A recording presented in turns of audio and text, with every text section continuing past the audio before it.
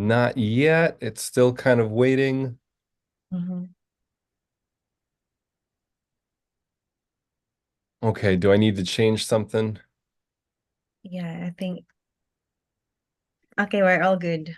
Okay, sweet. Thank you, Jane. Welcome, everybody. This is Career Lab Wednesday. I'm your host, George Miller, and I am delighted to be with you today as we are talking about something that I love. As those of you who have joined in before know, um, I like to get into emotional intelligence and have that be a tool to help you look at your career. So, what is it about emotional intelligence that helps you develop?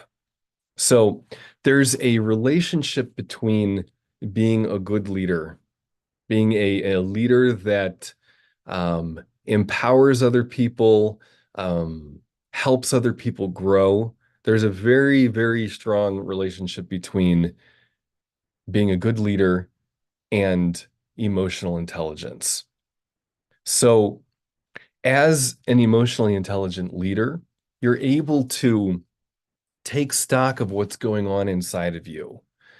You're able to be aware of your feelings, of your core feelings, fear, hurt, anger, sadness, and joy. So, when somebody at work says something that has you feeling hurt or angry, you're able to be with that. You're able to not just respond right away, but you're able to get a sense of, okay, here's what I'm feeling about this. And some of what I'm feeling has to do with this specific situation and the way that this person is interacting with me. And you know what? A lot of how my feeling response is playing out probably doesn't have as much to do with this person in this moment. Just being able to make that distinction is going to help you a lot because then you're able to look at the communication happening effectively. You're able to see the bigger context of that communication. So, how to do this, how to become a more emotionally intelligent leader. The step number one is often just getting in touch with what you're feeling. Emotional intelligence. Emotional intelligence, awareness of what I'm feeling. And step number two then becomes engaging with other people from a deeper understanding of myself. So, social intelligence. It requires being aware of my feelings. That comes first. That's how I see the world. I have to be aware of how I'm seeing the world. And then being able to see other people say, oh, I think that they are experiencing the world differently than I am. Okay, interesting. Now, how do we relate? And how do we come to a communication that's beneficial to both of us? So that is the crux of being an emotional intelligent leader. Now, there's a whole lot that goes into that. So, for everybody who's joining in, there's a few ways that you can participate. I love it when you jump in directly here on Zoom. And if you're not able to do that, you can always put your questions into the comment section. Put your questions into the comment section, and Jane will get those over to me, and I'll do my best to answer those questions. And your questions, by the way, you don't have to fit your questions inside of the topic today. You can ask any questions career related. I guarantee that I will make them fit with this topic. So even if you've got questions about resume building, about how to create your resume, well, I will tie that into the challenges that I experience when I'm writing my resume and that I see other people experience. to really be with what's the reality? How do I feel about how I did at the last job? How do I feel about, and all of that then gives really good data and helps me create the best resume that I could. So, anyway, any questions you have could be about resume building, could be about interviewing, could be about your network, could be about how do you manage your team, how to manage up, how do you communicate with your boss, or how do you communicate with your team overall? What do you do when you have a new strategy that's being laid out? And now there's going to be a bunch of changes. How do you communicate that? Everybody already has their way of doing things. Now they're going to have to learn how to do something new. So, any questions that you have, anything career related is welcome. Again, you're welcome to jump in here on Zoom if you can. And if not, you can type your questions into the comment section.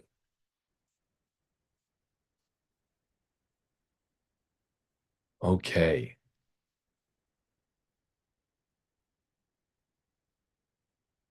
And I'm just checking to see. It looks like I'm getting a thing that we're not able to stream to one of the channels. So I'm just going to check on that while everybody is thinking about what they want to ask, what you're working on.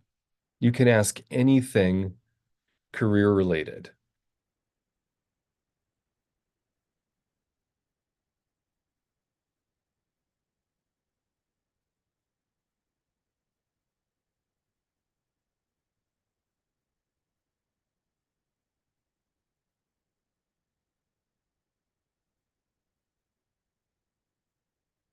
Okay.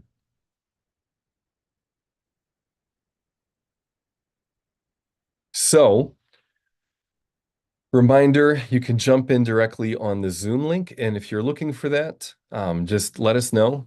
We'll get that to you. And in terms of questions, you can ask any question career related, and I will do my best to answer those. But while I'm waiting for any questions to come in, I'm going to circle back on the topic of the relationship between leadership and social and emotional intelligence. So I'm going to go ahead and share some of these slides. Since I've got nobody with questions here, I'll take advantage of this and I'll just talk some about the myth of leadership. So this is a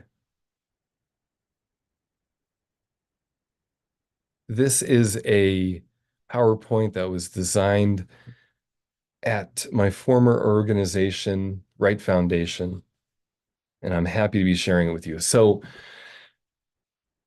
it's helpful to look at leadership myths to start to clear those out of the way. So if we want to be a better leader, we want to integrate social and emotional intelligence with leadership. What are some of the things that get in the way of us doing that? So first is that leaders are born or designated. You know, there's that idea that like, oh, yeah, there's a natural leader. Well, how many people actually become leaders in their life when they didn't think they were? I'm listening to the Founders podcast right now, and Founders podcast and How to Take Over the World.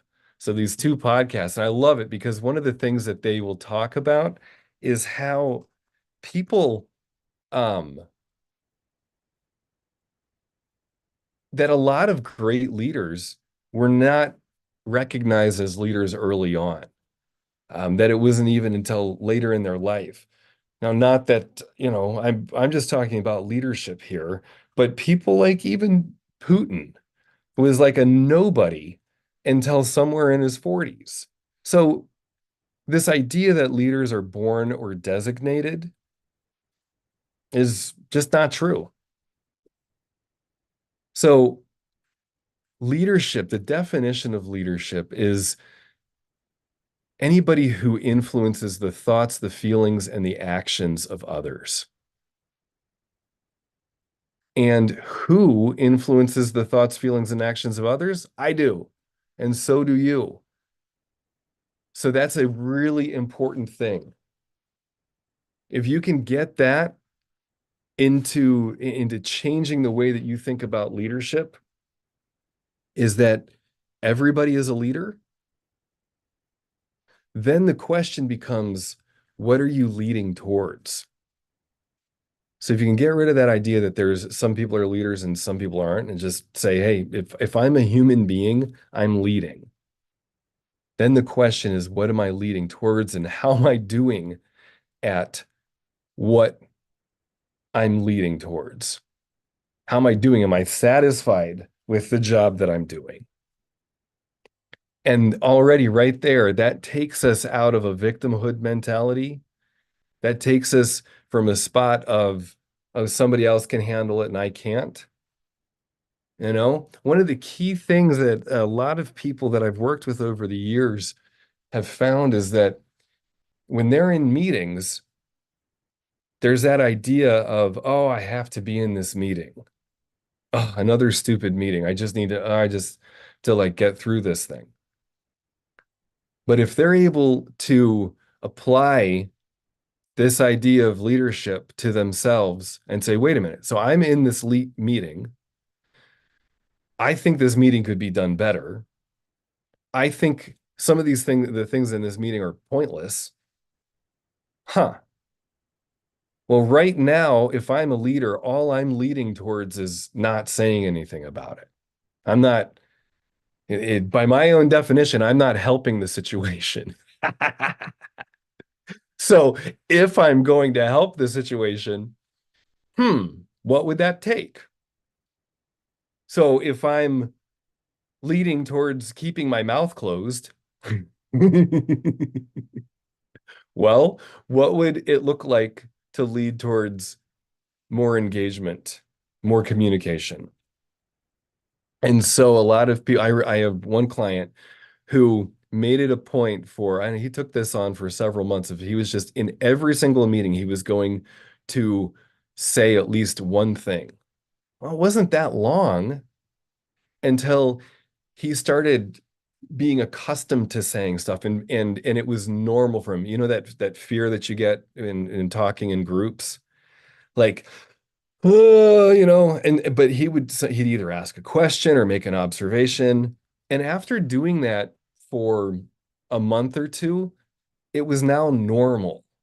And then he was with much more ease, he was able to say, have we thought about doing it this way? And have we thought about maybe if we're able to condense the time, just get through what we need to in this meeting, that it would open up another half an hour of time for our sales reps to be at this, kind of a critical moment of their day. Woo! So that way, if you're looking at things that you're unsatisfied with, and you can train yourself to see yourself as a leader and just start taking small steps towards that. So he starts speaking up more in meetings, becomes second nature to him. And then with a lot of freedom, personal freedom, he's now asking questions, making suggestions, making observations. And by the way, rose up in his company, got promotions. Everybody started seeing more value that he was creating in the meetings that he was in.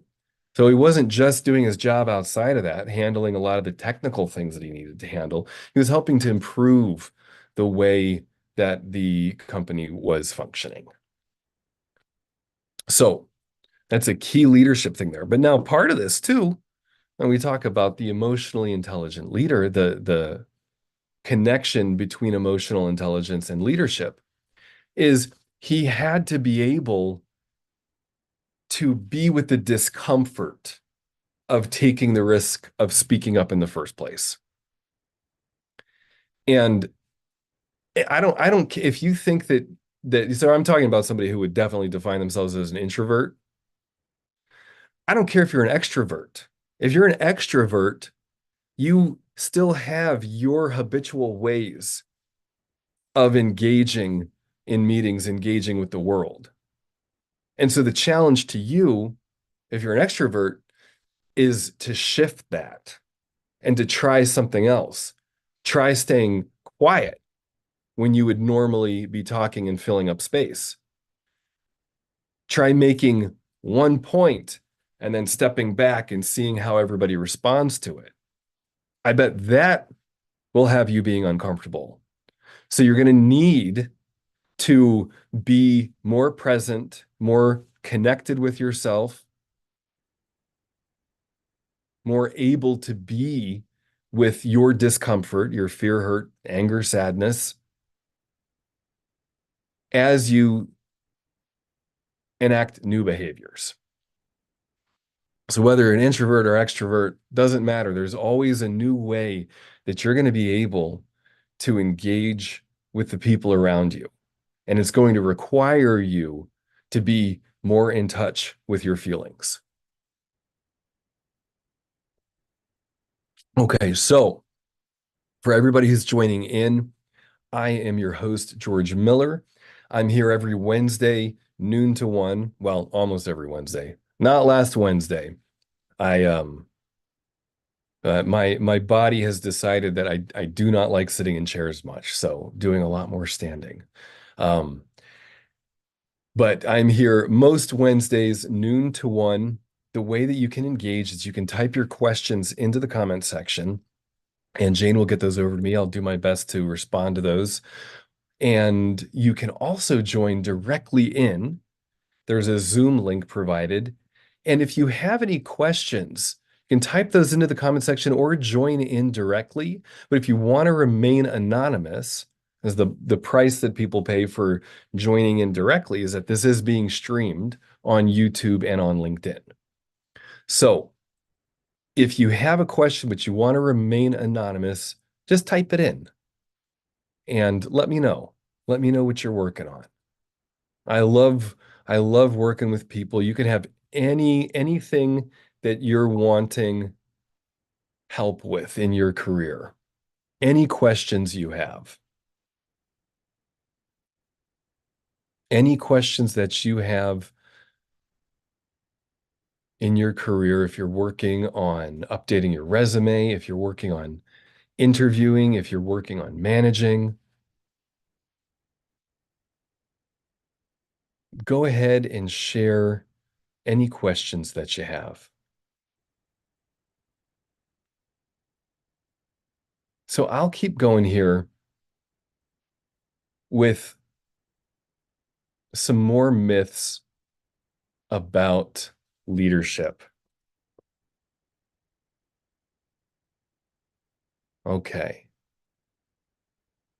So another myth about leadership is that leaders manage or control their feelings.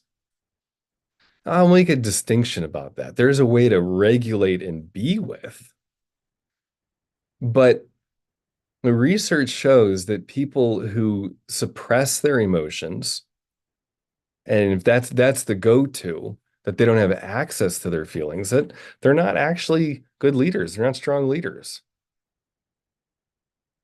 So leaders, good leaders develop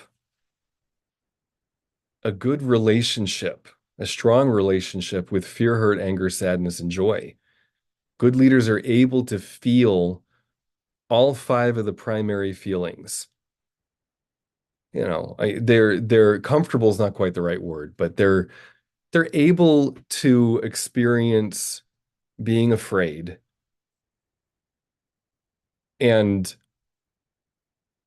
thinking clearly while being afraid. So it actually it requires a relationship with the primary feelings instead of trying to get away from them, instead of saying, "Oh, something's wrong, I'm going to run." Sometimes you got to run, you know, but most of the time that's not really the case. Most of the time there's just stuff that I'm afraid of that I don't necessarily that doesn't necessarily apply to this moment. So strong leaders are actually in touch with their feelings. They don't have to try to control everything. Yeah, like that kid, be strong. Okay, another myth is that leaders need to avoid the negative emotions and leverage the good ones. Nope, because all of these emotions, fear, hurt, anger, sadness, joy, they're all important. So if I'm trying to minimize fear, or if I'm trying to like think about this. Like if you're talking with a client and they've got a concern and you're just like and you're trying to like minimize that and you're like, "Ah, you know what? You don't need to be worried about that. Don't worry about it." Well, if somebody starts telling me that, I'm immediately annoyed and pissed off with them. It's like, "No, I have concerns. You're either going to address my concerns or you're not going to." But if you're telling me not to be concerned about something, well, I need to understand why I shouldn't be concerned about it. And so a lot of times people will try to manage or control other people's feelings. Like, does that ever work out well? Do you really think about it? No. So again, if I'm talking with a client and they're afraid about something, it's going to require me to resonate and say, huh, I get that concern. I have similar concerns. Wow, I really understand that fear. Yeah, that is something to be afraid about. Now what's a useful thing how could I help them work through this fear? How could I help them come up with a solution that's meaningful to them? Right there now, that's me being an emotionally intelligent leader. I'm allowing myself to be with my own fears and concerns so that I can help somebody else work through their fears and their concerns. And if I'm just trying to suppress other people's fears and concerns, say you don't need to worry about it, it's not going to go well. So, those three myths of leadership. One is that leaders are designated or born, not true. And other myths about leadership that leaders need to manage feelings, also not true. Welcome, welcome. So anybody who wants, you can ask any questions. Feel free to jump in at any time. You can ask questions about today's topic or any career-related questions that you might have. And feel free to come off mute or type into the chat and let me know how I could serve you today. So you can type in your questions in the comments section and Jane will get those over to me, or you can jump in directly on Zoom. So the relationship between emotions and leadership is key. A good leader is aware of their own feelings and of the thoughts and feelings of everybody. And they're able to put themselves in other people's shoes and able to connect with them on an emotional level. And again, I'll circle back to what I was saying at the beginning is if I'm going to do that, that means that I have to have an emotional connection with myself. That means that I need to be able to embrace the uncomfortable feelings in life, fear, hurt, anger, sadness, and even joy. I grew up in a conservative environment, so too much joy was even a bad thing. And so being able for me to be conscious and present when I'm feeling uncomfortable things, that then allows me to connect on a deeper level with others. So again, myths of leadership is that leaders are born or designated, just not true. And another myth is that leaders manage or control their feelings. It's different than regulating. So leaders may be able to regulate their emotions, know, okay, I need to kind of soothe how I'm feeling right now. I'm not going to yell at this person, even though I might want to. But strong leaders do not suppress their emotions. They allow their emotions to come up through their body and give them the valuable information that emotions give.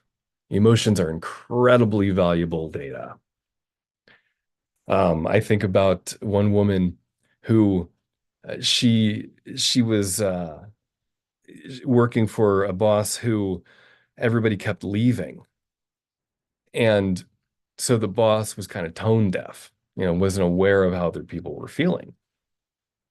And so she then put in her resignation, and the boss was like, "No, like, are you serious? Why is everybody leaving?" And she said, "Well, I'll I'll tell you." And she's like, "Yes, please." Well, in all of our meetings, you never acknowledge anybody.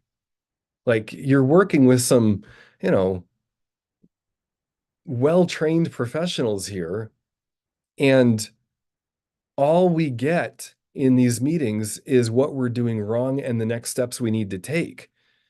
And all the work that we've done over the week, none of it's acknowledged. And it's really painful. Like, it's not like I could go work for lots of companies, and so I don't want to keep working in a place that is this kind of tight and just painful to be here. And her boss said, "Oh my God, no one's ever told me that before." Wait, wait, wait, don't go. Will you stay on and tell me how I'm doing at acknowledging other people? And so they started doing that. And even like right in the middle of the meetings, she would turn to my client and say, "How am I doing at acknowledging right now?" Because she was desperate. She's like, "I can't believe all these people are leaving." So that required my client to be in touch with her feelings, to say, "Wow, it's really painful here, so much so that I'm going to resign." And then to be with her discomfort, her fear of telling her boss, "Hey, this is what's going on." Because she had all her thoughts about her boss, and that her boss was going to be like, "What? You're stupid. That's not a real reason to leave. You don't make any sense." Like, everything that she thought was going to happen, it didn't happen that way. So emotions can give great data about how to communicate with people. Well, fantastic. So there's a few ways that you can engage with me. Um, Certainly during this time every Wednesday, noon to 1 p.m. Central. And if you want to connect with me one-to-one, go ahead and set up a time on my calendar. I work with people in their career transitions, in developing themselves as leaders. And a lot of times people will get what they need in just a quick meeting with me. And sometimes we'll set it up for a longer conversation. So let me know. Go ahead and set up a 15-minute time with me.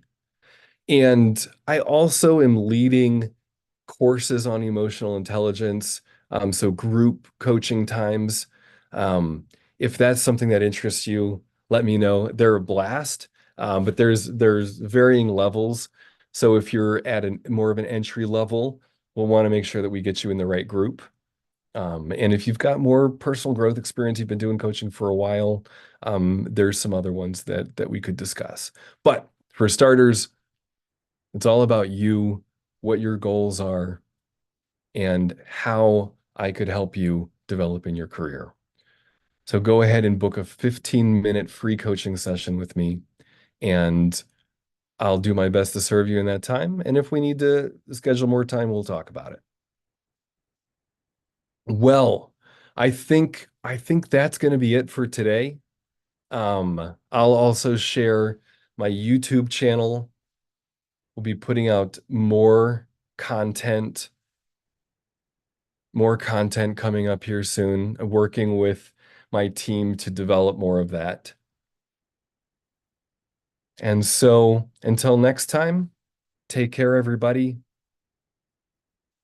Happy almost springtime if you're in Chicago. You know, it's not really, it's never really springtime until like the end of April, but we'll see. It's been a much warmer winter. All right. Blessings, everybody. Take care.